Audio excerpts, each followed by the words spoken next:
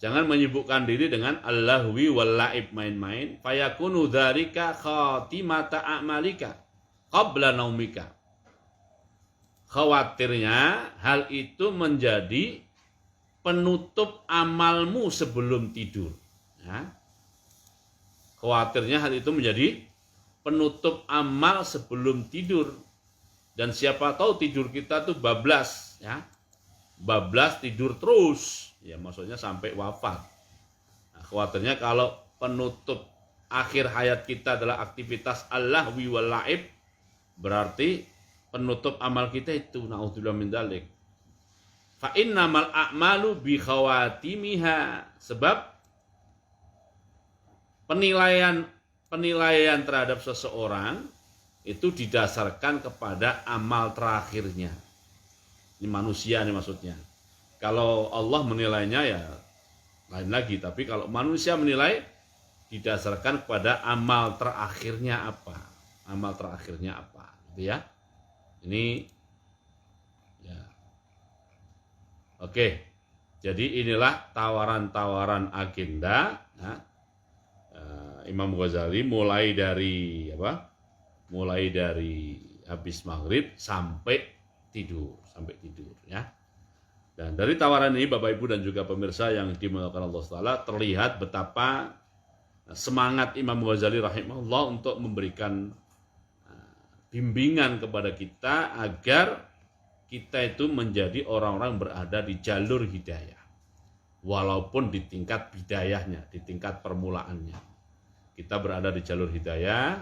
Karenanya belum menamakan kitabnya dengan nama Bidayatu Al-Hidayah. Bidayatu Al-Hidayah. Supaya kita mulai menapaki tangga atau jalur atau jalan hidayah ini.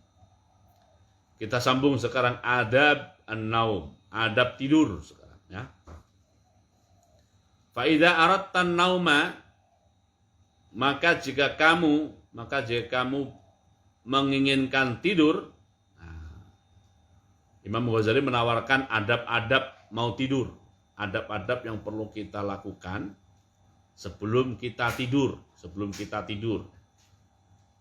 Yang pertama, ya, adab pertama adalah fabsut firashaka mustaqbilal qiblati. Posisikan tempat tidurmu itu, gelaran tempat tidurmu itu posisinya menghadap kiblat. Posisinya menghadap kiblat. Kalau memungkinkan, ya. Ini kan mengikuti desain rumah, ya. Jadi kalau memungkinkan, ya, gelaran tidur kita itu kita posisikan menghadap kiblat. Gimana caranya? Menghadap kiblat itu ada dua. Ada menghadap kiblat posisi orang sakaratul maut, dan ada menghadap kiblat posisi orang dikubur. Kalau posisi sakaratul maut, ya, itu adalah posisi yang kalau kita bangun, maka kepala, wajah maksudnya, dan dada kita itu menghadap kiblat, gitu ya. Itu kalau apa? Kalau kita bangun posisinya begitu. Itu saat sakaratul maut.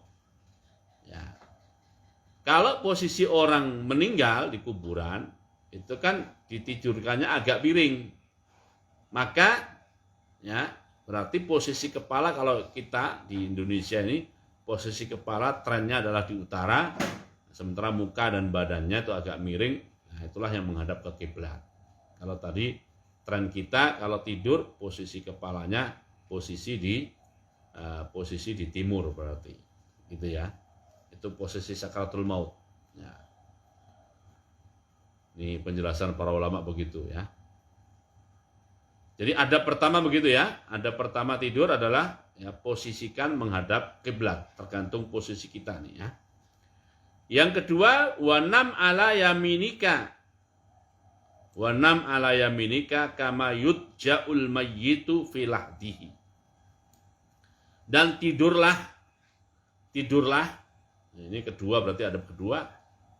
Posisi ya, yamin maksudnya berarti kepala di utara. Kalau memungkinkan kepala di utara, muka dan dada menghadap ke kiblat. Kama yudja'ul mayyitu, sebagaimana mayit itu ditidurkan atau digeletakkan filahtihi di dalam liang lahatnya, dalam liang atau lubang lahatnya. Yang ketiga, adab ketiga sekarang, wa'lam annan nauma mithlul mauti. Ketahuilah bahwasanya tidur itu seperti mati. Tidur itu seperti mati. Wal yaqdzata mithlul ba'thi, dan bangun tidur itu seperti bangun dari alam kubur menuju alam akhirat. Nah, adabnya di mana? Berarti kita perlu menata hati kita, perlu menata perasaan kita, menata jiwa kita, menata spiritualitas kita, bahwa kita mau tidur itu perasaan spiritualitas kita adalah perasaan mau mati dan perasaan mau bangkit dari kematian. Perasaan mau mati dan perasaan mau bangkit dari kematian. Bayangkan itu ya, kita menghadirkan suasana itu. Di dunia tarbiyah itu, kalau di pendidikan itu kan ada istilahnya namanya pendidikan berkarakter, ya, itu di pendidikan. Kalau di tarbiyah itu namanya muasofat, ya. Nah, ada muasofat di sana, salah satu muasofat di bidang akidah itu, di bidang akidah ada terkait dengan akidah, kita menghadirkan suasana surga dan neraka, bahkan seakan-akan kita melihat surga dan neraka. Seakan-akan kita melihat apa? Surga dan neraka. Nah, gitu ya. Nah, di sini Imam Ghazali ngasih tips kepada kita, ngasih kiat, ngasih cara pada kita bagaimana kita bisa menghadirkan suasana itu. Caranya adalah kalau kita mau tidur, bayangkan kita mau mati. Ya kan? Dan nanti pada saat mau bangun tidur, bayangkan kita bangkit dari kematian untuk menghadapi atau memasuki alam akhirat, Ya, berubah, pindah dari alam kubur ke alam akhirat. Nah, kalau kita bisa membayangkan dan menghadirkan suasana spiritual seperti itu, ya, maka akan sangat membantu kita untuk menghadirkan muasofat, ya, muasofat melihat surga dan neraka, seakan-akan surga dan neraka itu ada di hadapan mata kita. Nah, itu wa'lam annan nauma mithlul mauti wal yaqdzata mithlul ba'si.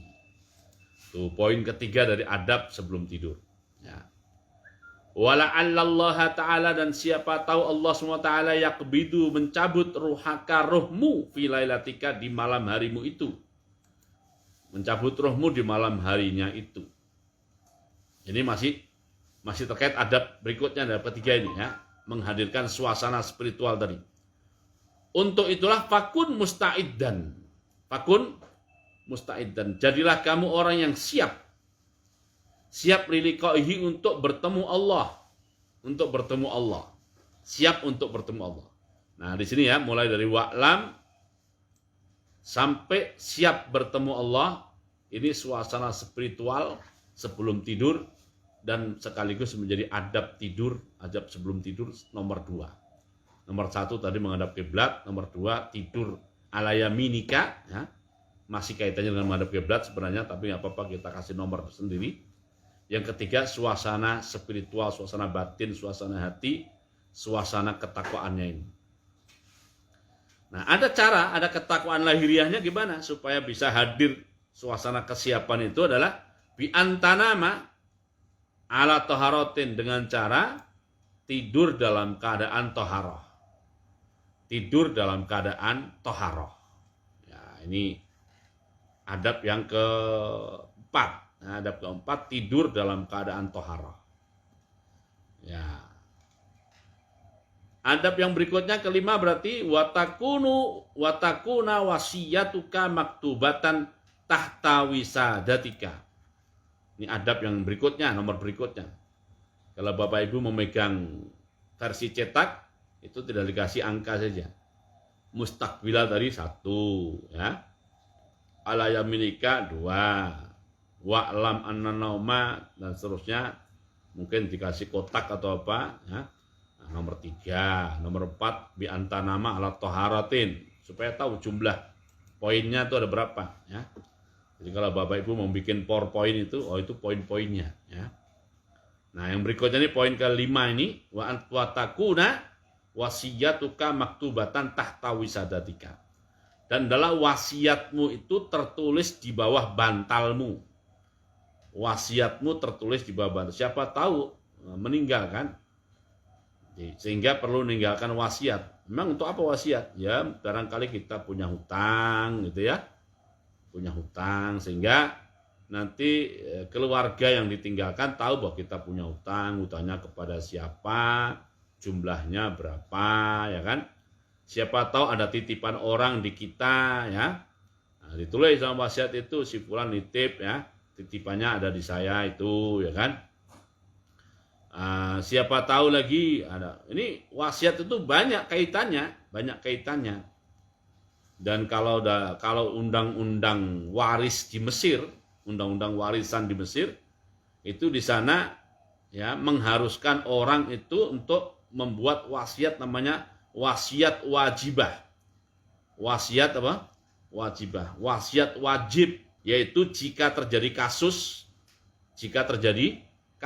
kasusnya bagaimana? Umpamanya begini ya. Umpamanya ada orang namanya Muhammad. Orang namanya Muhammad, dia punya anak lebih dari satu, yang laki-lakinya lebih dari satu. Ya. Atau ya, anak lakinya satu tapi punya anak yang lain juga. Ya. Intinya salah satu anaknya itu ada yang laki-laki. Lalu ada satu dari anak-anaknya ini meninggal dunia sebelum Muhammad. Padahal anak meninggal dunia itu punya anak. Nah, dalam aturan ilmu waris Islam, jika Muhammad ini meninggal sedangkan Muhammad punya anak laki-laki, sementara ada anak dia meninggal lebih dulu dan yang meninggal dulu punya anak juga, berarti cucu-cucunya Muhammad ini nanti kalau tidak ada wasiat, cucu Muhammad dari anak yang meninggal itu, mereka tidak akan dapat bagian warisan. Kenapa? Karena status mereka mahjub, terhalangi untuk dapat warisan. Gara-gara ada anak laki-laki. Yang masih hidup.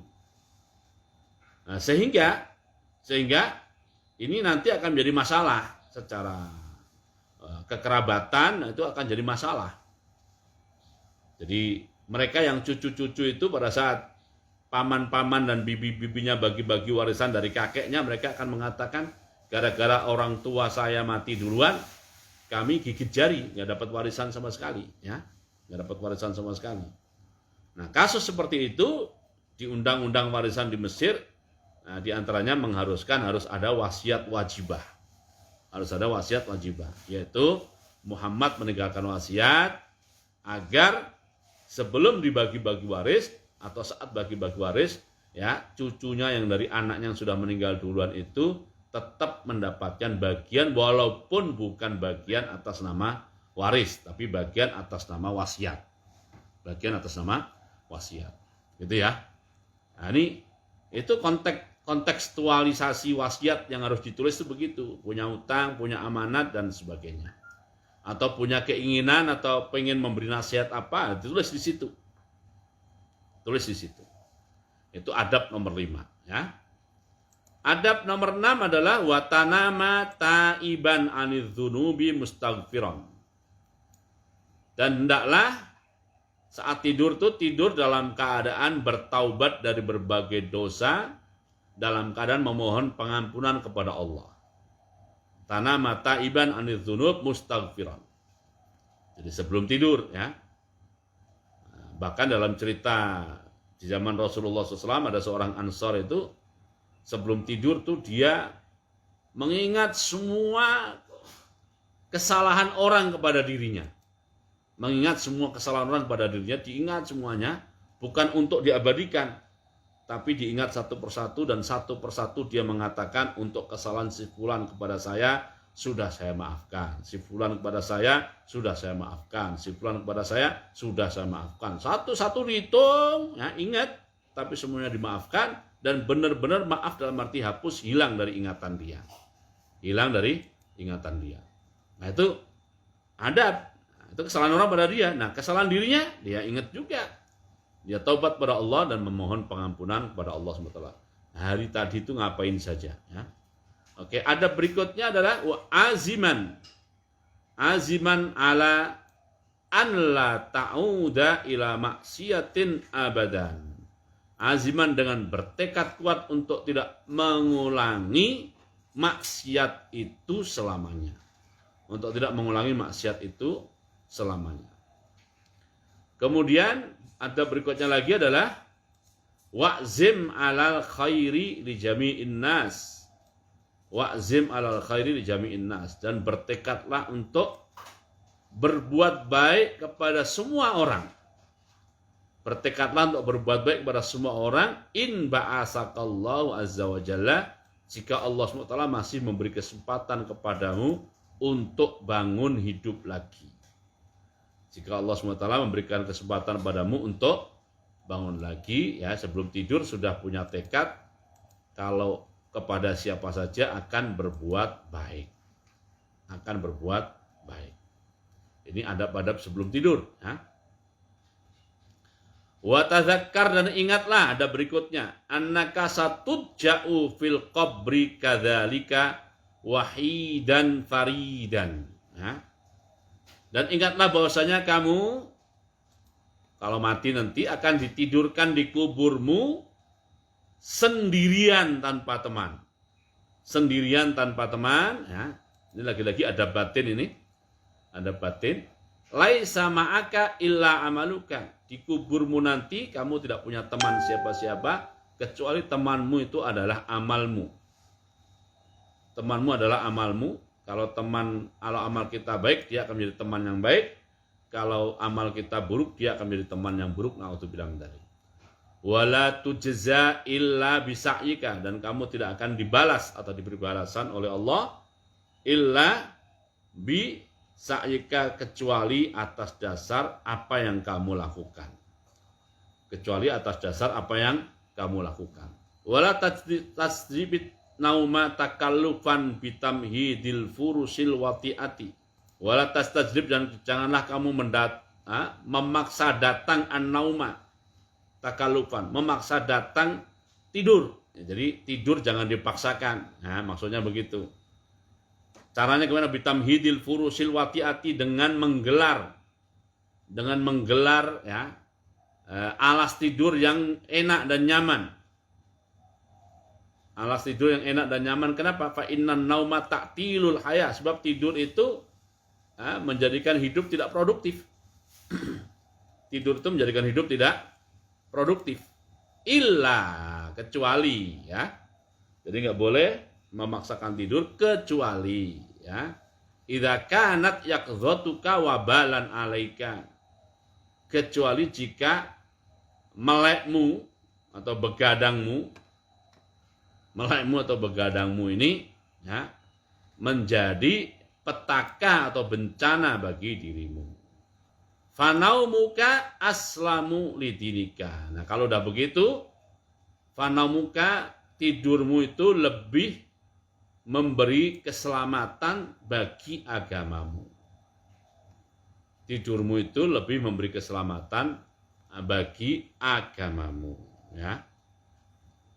Oke, sementara sampai di sini dulu yang kita baca, ya. Istilah awabin ini, istilah awabin disematkan, ya, yang membuat istilah Rasulullah SAW juga, ya. Membuat istilah atau para ulama membuat istilahnya terilhami oleh sabda Nabi. Nah, awabin itu diperkenalkan kepada dua sholat. Sholat duha itu juga oleh Rasulullah disebut sholat awabin. Begitu juga sholat yang habis maghrib sampai isya itu, ya. Walaupun sifatnya bukan muakkadah. Oke, itu tentang nama awabin, ya. Ya. Belum diperkenalkan, ya berarti mulai kenal sekarang lah, insya Allah, ya. Mana yang lebih utama, untuk mengisi ba'da maghrib sholat awabin atau baca Al-Quran, ya. Ya, masing-masing kita itu punya namanya wirid namanya, ya. Atau istilah zaman Nabi itu wazifah.